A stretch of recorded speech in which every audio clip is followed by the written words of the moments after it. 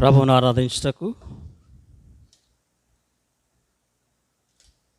కొన్ని తలంపులు జ్ఞాపకం చేసుకుందాం.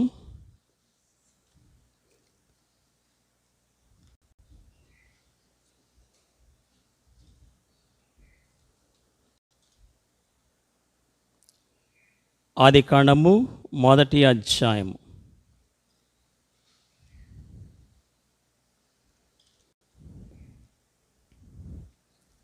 ఆదికాండము 1వ అధ్యాయము 1వ వచనము.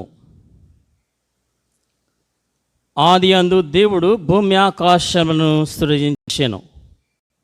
ఈ వాక్యమును దేవుడు మన కొరకు దీవించునుగాక. ఆమేన్. ప్రకటన గ్రంథము 4వ అధ్యాయము. ప్రకటన గ్రంథము 4వ అధ్యాయము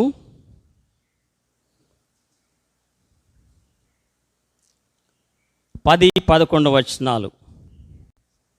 ప్రకటన గ్రంథము 4వ అధ్యాయము 10-11 వచనాలు. ఆ 24 పెద్దలు సింహాసనం ముందు ఆసీనుడైన వాని ఎదుట సాగిలపడి యుగయుగములు జీవించిన వానికి నమస్కారం చేయొచ్చు. ప్రభువా మా దేవా, నీవు సమస్తమును సృష్టించితివి. నీ చిత్తమును బట్టి అవి ఉండెను, దానిని బట్టి ఏ సృష్టింపబడిన గనుక నీవే మహిమ ఘనత ప్రభావములు పొందనర్హుడవని చెప్పొచ్చు. తమ కిరీటములను ఆ సింహాసనం ఎదుట వేసిరి. ఈ లేఖనము దేవుడు మన కొరకు దీవించునుగాక. ఆమేన్. యెషయా గ్రంథము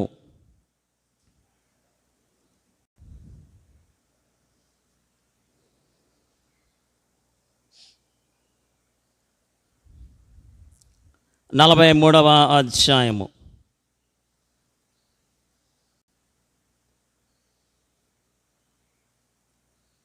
యెషయా గ్రంథము 43వ అధ్యాయము 21వ వచనము.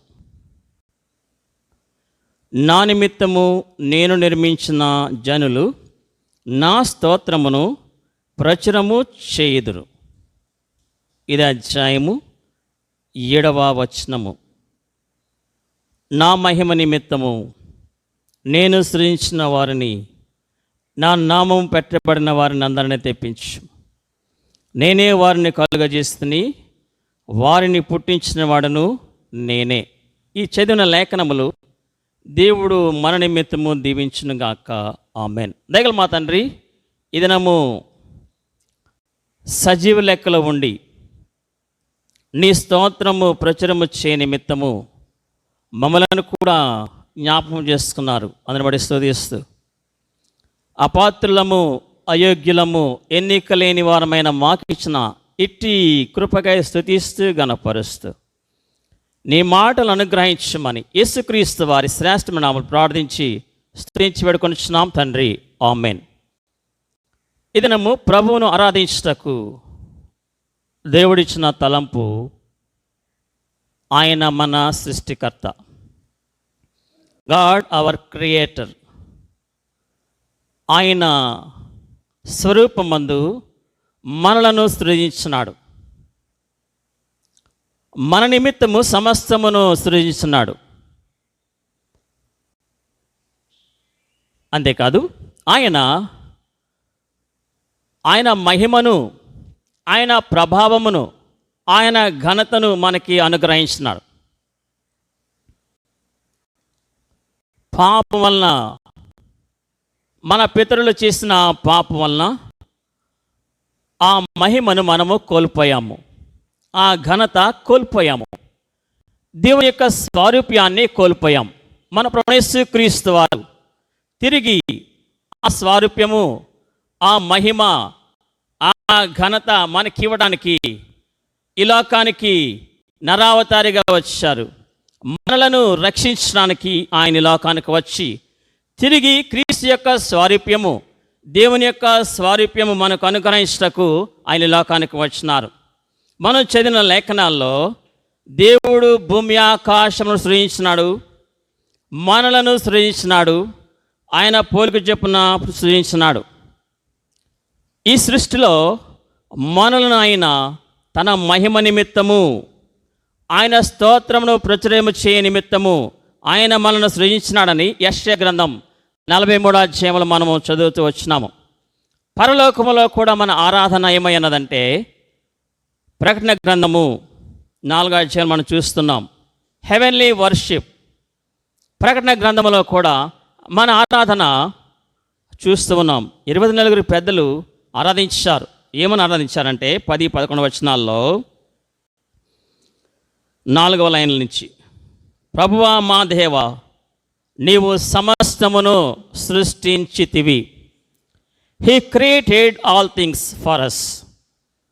మనలను సృజించక ముందు దేవుడు మన నిమిత్తము సమస్తాన్ని సృజించాడు. మనం చూచే ఈ గ్యాలక్సీ ఒకటే చూస్తూ ఉన్నాము. మన కంటికి కనబడినటువంటి గ్యాలక్సీస్ 126 ఉన్నాయంటున్నారు.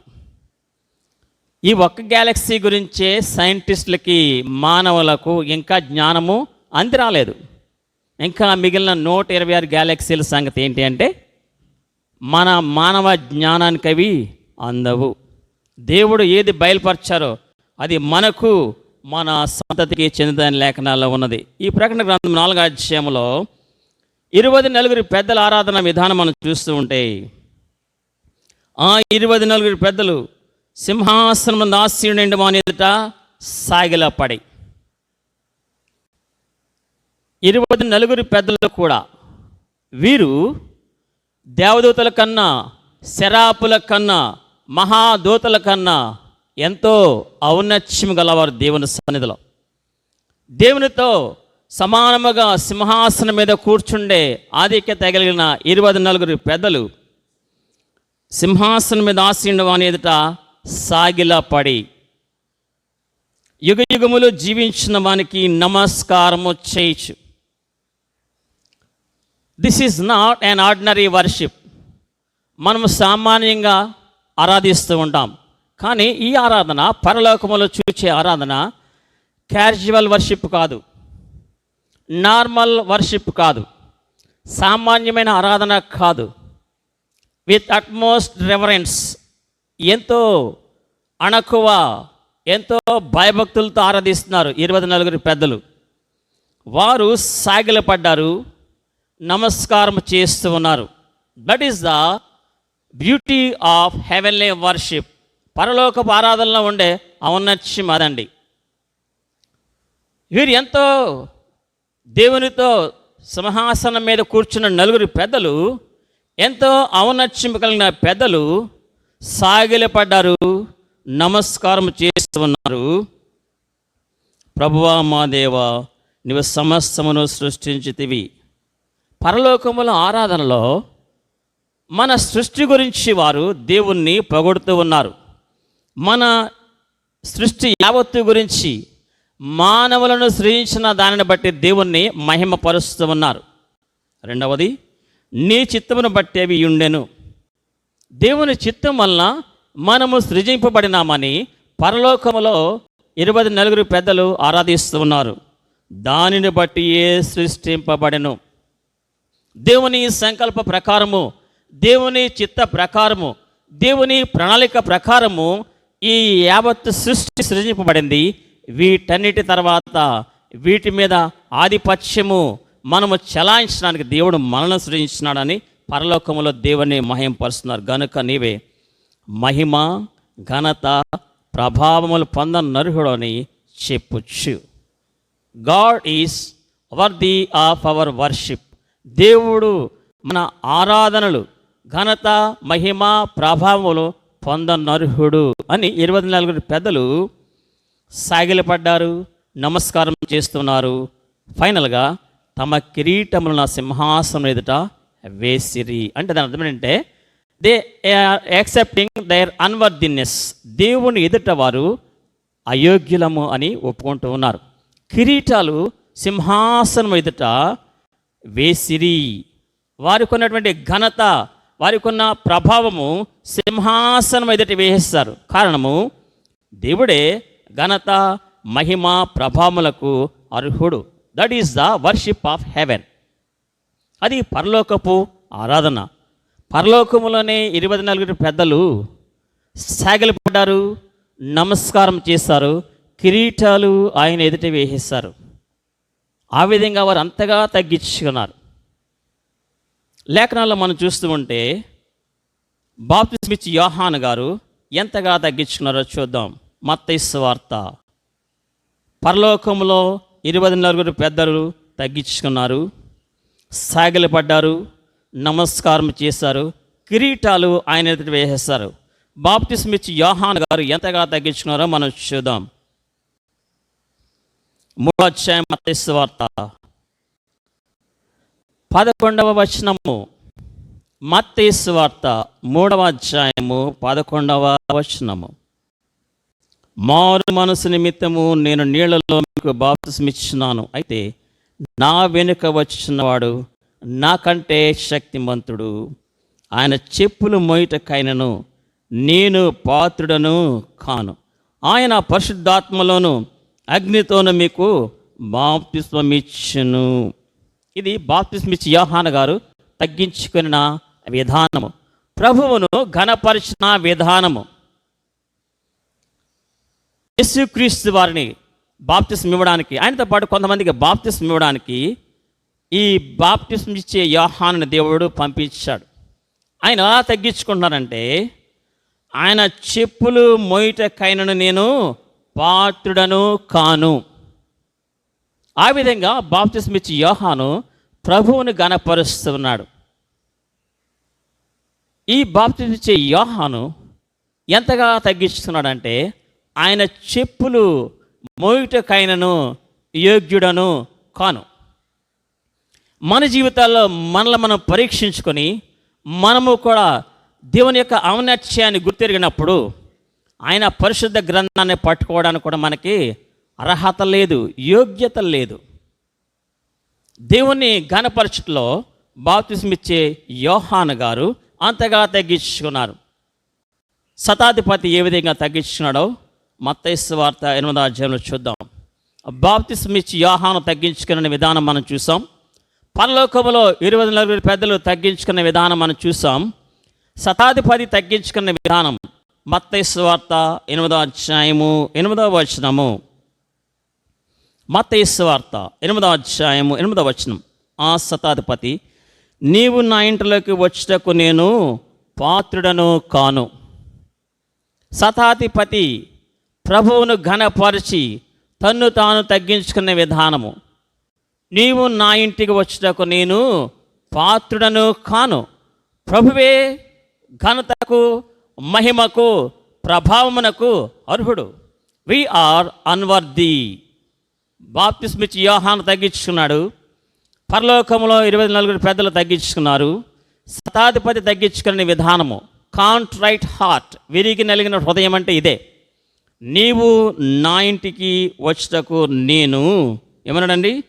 పాత్రుడను కాను, మాట మాత్రము సెలవిమ్ము, అప్పుడు నా దాసుడు స్వస్థపరచబడును. In faith, through faith, by faith, విశ్వాసము ద్వారా నేను పాత్రుడను కాను అని ఒప్పుకుంటూ ఉన్నాడు శతాధిపతి. మన జీవితాల్లో మనం ఏ విధంగా దేవుణ్ణి ఆరాధిస్తూ ఉన్నాం?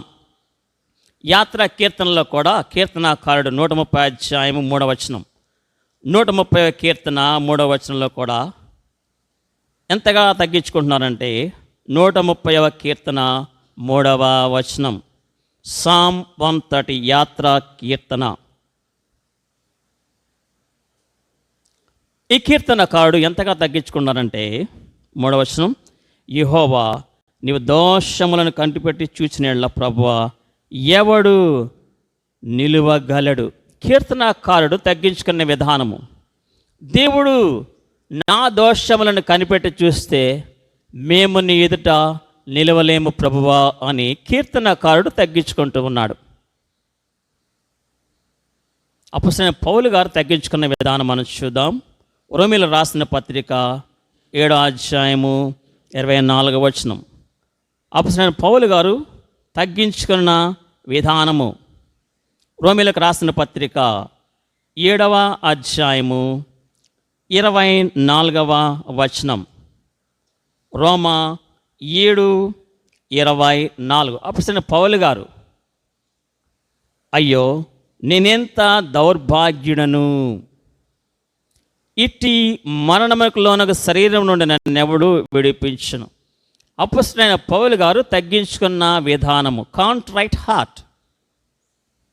నేనెంత దౌర్భాగ్యుడను. లేఖనాల్లో మనము పరలోకములో 24 పెద్దలు తమ్మును తాము తగ్గించుకొని ప్రభువును దేవుని గణపరిచిన విధానము చూచాము. శతాధిపతి పాత్రుడను కాను తగ్గించుకొని ప్రభువును గణపరిచిన విధానం మనం చూచాము. బాప్తిస్మిచ్చే యోహాను గారు కూడా నేను ఆయన చెప్పులు మోయటకైనను పాత్రుడను కానని తగ్గించుకున్న విధానం మనం చూచాము. కీర్తనాకారుడు 130 కీర్తనలో దోషములు కనిపెడితే ప్రభువా నీదుట మేము ఎలాగో నిలవగలము అని తగ్గించుకున్నాడు. అపొస్తలుడైన పౌలు గారు నేనెంత దౌర్భాగ్యుడను అని తగ్గించుకున్నాడు. మన జీవితాల్లో ఈ సందర్భాలను బట్టి మనం ఇంకా ఎంత తగ్గించుకునే వారంగా ఉండాలో, ఎంత ప్రభువును మహిమపరిచి ఘనపరిచి పూజించవలసిన వారంగా ఉన్నామో తెలియజేస్తున్నారు పరిశుద్ధాత్మ దేవుడు. ప్రభువును ఆరాధించడానికి వచ్చిన మనము కీర్తనాకారుని వలె ఆయన సన్నిధిలో నిలవడానికి మనకి ఎటువంటి యోగ్యత లేదు. దోషములను కనిపెట్టి చూచిన ఎడల అని 133లో ఉంది. బ్యాంకులకు వెళ్ళినప్పుడు ఈ మధ్యకాలంలో మన ఫోటో మనల్ని చూస్తున్నారు, అక్కడ అప్లోడ్ చేసిన ఫోటోను చూస్తున్నారు, పాస్బుక్ మీద ఉన్న ఫోటోను కూడా చాలా నిశ్చితంగా పరీక్షిస్తున్నారు. వాడే వీడే వాడా అన్నట్టు కనిపెట్టి చూడడం అది. ఎగ్జామినేషన్కి వెళ్ళినప్పుడు కూడా గేట్ దగ్గర ఆధార్ కార్డు ఇచ్చినప్పుడు మన ముఖము ఆధార్ కార్డులో ఉన్న ముఖము చూస్తున్నారు, కనిపెట్టి చూస్తున్నారు. వీడు ఒకటేనా కాదా. అలా కనిపెట్టకపోవడం వల్లే ఈ మధ్యకాలంలో చాలా కాలం నుంచి కూడాను ఒకళ్ళ ప్లేస్లో ఒకళ్ళు వెళ్ళి ఎగ్జామ్స్ రాసేస్తున్నారు. బాగా నాలాంటి తెలివైన వాళ్ళకి డబ్బులు ఇచ్చి, దాన్ని అత్యవసర మార్కులు కాబట్టి నాలాంటి తెలివైన వాళ్ళకి డబ్బులు ఇచ్చి, ఒరే నా ఫేస్ నీ ఫేస్ ఒకలాగా ఉందరా, నువ్వు వెళ్ళి నా ప్లేస్లో ఎగ్జామ్ రాసేరా అని వాడికి డబ్బులు ఇచ్చేస్తున్నారు. ఈవెన్ రిజిస్ట్రార్ ఆఫీసులో కూడా మనలాంటి ఫేస్ కట్స్ ఉన్న వాళ్ళని తీసుకెళ్ళి అక్కడ సంతకాలు పెట్టి ఇచ్చేస్తున్నారు, అయిపోతుంది. చాలా జరుగుతూ ఉన్నాయి. లోకంలోనే ఇంత నిశ్చితంగా పరీక్షిస్తే దొరకట్లేదు. దొరికితే దొంగ, దొరకకపోతే దొర అన్నట్టు వెళ్ళిపోతున్నాం. అయితే దేవదేవుడు మనలను కనిపెట్టి పరిశీలిస్తే, చూడండి 130 అధ్యాయం 3వ వచనంలో, నీవు దోషములను కనిపెట్టి చూసిన ప్రభువా ఎవడు నిలువగలడు. మన దోషాలు ప్రతి దినము ఎంత పరిశుద్ధులైనా, ఎంత ప్రార్థనాపరులైనా, ఎంత దైవజనులైనా సరే ఏదో ఒక విధంగా ఏదో ఒక పాపము, ఏదో ఒక దోషము, ఏదో ఒక అపరాధము చేస్తూనే ఉన్నాం. No doubt in it. Because we are human beings. మానవ స్వభావం గలవారం కాబట్టి, మానవులం కాబట్టి ఇలా చేస్తూ ఉన్నాము. మన ప్రతి దోషాన్ని, మన ప్రతి అపరాధాన్ని, మన ప్రతి పాపాన్ని కూడా దేవుడు నిశ్చితంగా కనిపెట్టి చూస్తే ఆయన సన్నిధిలో మనలో ఎవరు కూడా నిలవలేము. కానీ బై హిస్ గ్రేస్, ఆయన కృపా కనికరం వలన, యేసుక్రీస్తు వారి శిలువ కార్యం వలన మనము ఆరాధించుటకు, ప్రభువును గణపరచుటకు, ప్రభువును మహిమపరచుటకు మనలనైనా సన్నిధికి రానిచ్చారు. మన దోషములైనా పరిహరించినాడు. 103వ కీర్తనలో చూద్దాం. Psalm 103, 103వ కీర్తన మొదటి 3 వచనాలు. 103వ కీర్తన మొదటి 3 వచనాలు. నా ప్రాణమా యెహోవాను సన్నతించుము, నా అంతరంగమున సమస్తమా ఆయన పరిశుద్ధ నామమును సన్నతించుము. నా ప్రాణమా యెహోవాను సన్నతించుము, ఆయన చేసిన ఉపకారములో దేనిని మరవకము. నీ దోషములన్నింటినీ క్షమించేవాడు, నీ సంకటములన్నింటినీ కుదుర్చేవాడు. మన దోషములను ఆయన కనిపెట్టి చూడకుండా క్షమిస్తూ ఉన్నారు. అందుని బట్టి మనం ప్రభువును ఆరాధించవలసిన వారంగా ఉన్నాము. పరలోకములో 24 పెద్దలు తమ్మును తాము తగ్గించుకొని సాగిలిపడి నమస్కారము చేసి కిరీటములు ఆయన ఎదుట వేసి ప్రభువును మహిమపరిచారు, ఆరాధించారు. శతాధిపతి ప్రభువును ఘనపరిచాడు, ప్రభువును మహిమపరిచాడు. నా ఇంటికి వచ్చాక నేను పాత్రుడను కాను అన్నాడు. బాప్తిస్మిచ్చి యోహాను ప్రభువును చూచి అతని చెప్పులు మోయుటకైన నేను యోగ్యుడను కాను అన్నాడు. కీర్తనకారుడు 130 కీర్తనలో మా దోషములు కనిపెడితే ప్రభు నీ ఎదుట మేమెవరం కూడా నిలువలేమని తగ్గించుకుంటూ ఉన్నాడు. అపొస్తలుడైన పౌలు గారు నేనెంత దౌర్భాగ్యుడను అంటూ ఉన్నాడు. మన జీవితాల్లో ఈ అనుభవాలు జ్ఞాపకం చేసుకుని మనం ఎలాంటి స్థితిలో ఉన్నాం, ఎలాంటి స్థితిలో ఉండగా మనల్ని దేవుడు కనికరించి ప్రభువును మహింపరచుటకు పరలోకములో దూతలు 24 పెద్దలు ఆరాధిస్తూ ఉండగా మనము కూడా ఆరాధించడానికి, మనము కూడా ప్రభువును గణపరచడానికి, మనము కూడా ఆయన స్తోత్రమును ప్రచురము చేయడానికి మనల్ని కూడా జ్ఞాపకం చేసుకున్న దినాన్ని 43 మన యెషయా గ్రంథంలో చూస్తూ ఉంటే 43వ అధ్యాయంలో, యెషయా గ్రంథం 43వ అధ్యాయంలో ఈ మాట చదువుకొని ప్రభువును ఆరాధించుదాము. యెషయా గ్రంథం 43వ అధ్యాయము 21వ వచనము. నా నిమిత్తము నేను నిర్మించిన జనులు నా స్తోత్రమును ప్రచురము చేయుదురు. మన సృష్టికర్త గురించి, మన యొక్క నిర్మాణకుడు మనలను సృజించినందుకనే 97వ కీర్తనలో రండి నమస్కారం చేసి సాగిలపడదాము, మనలను సృజించిన యెహోవా సన్నిధిని మోకరించుదాము. ఈ అనుభవంలో జ్ఞాపం చేసుకొని మన యొక్క స్థితి, ఎలాంటి స్థితిలో దేవుడు మనల్ని కనుకరిస్తూ వచ్చాడో, అలాంటి దౌర్భాగ్యకరమైన పరిస్థితుల్లో మనము కూడా 24 పెద్దల వల్లే ఎటువంటి అర్హత లేని వారము దేవుని ఎదుట కిరీటములని దేవుని ఎదుట వేసేస్తారు, సింహాసనం ఎదుట. బాప్తిస్మిచ్చి యోహాను గారు ఆయన చెప్పులు మోయుటకైనను యోగ్యుడను కాను అన్నాడు. కీర్తనకారుడు మా దోషాలు కనిపెడితే మేము నిలవలేం ప్రభువా అన్నాడు. అపొస్తలుడైన పౌలు గారు నేనెంత దౌర్భాగ్యుడను అన్నాడు. ఇదే అపొస్తలుడైన పౌలు గారు పాపులలో ప్రధాన పాపిని అంటూ ఉన్నాడు. కనుక మన స్థితిని దేవుడు ఏ విధంగా మార్చాడో, మన యొక్క బ్రతుకును దేవుడు ఏ విధంగా ప్రభు యొక్క స్వారూప్యలకు మార్చాడు జ్ఞాపం చేసుకుంటూ, ఆయన మన సృష్టికర్త కాబట్టి మనలను ఆయన త్రోసి వేయలేరు కాబట్టి మనం ఆయన ఆరాధించి ఘనపరుచుతాము. దేవుడి మాటలు దీవించడం గాక. ఆమేన్.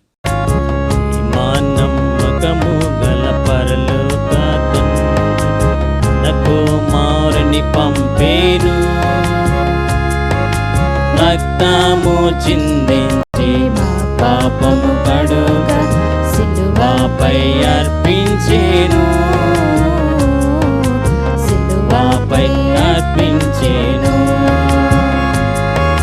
త్యాగ సహిత ప్రేమ చూపి నెరవేర్చే తన నిబంధనను, త్యాగ సహిత ప్రేమ చూపి నెరవేర్చే తన నిబంధనను, మనలను తానే నిర్మించే గనుక మనలను ప్రేమించేను, మనలను తానే నిర్మించే గనుక మనలను ప్రేమించేను, మనలను ప్రేమించేను. మా నమ్మకము గల పరలోక తండ్రి తన కుమారుని పంపేను, రక్తము చిందించి మా పాపము కడుగ సిలువపై అర్పించేను,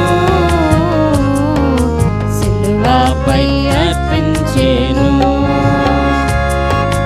శాశ్వత ప్రేమ చూపించేను, సిలువపై రుజువు గావించేను, శాశ్వత ప్రేమ చూపించేను, సిలువపై రుజువు గావించేను.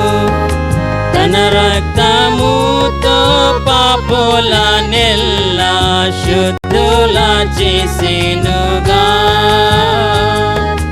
తన రక్తముతో పాపుల నెల్లా శుద్ధుల చేసేనుగా, శుద్ధుల చేసేనుగా. పరలోక తండ్రి తన కుమారుని పంపేను,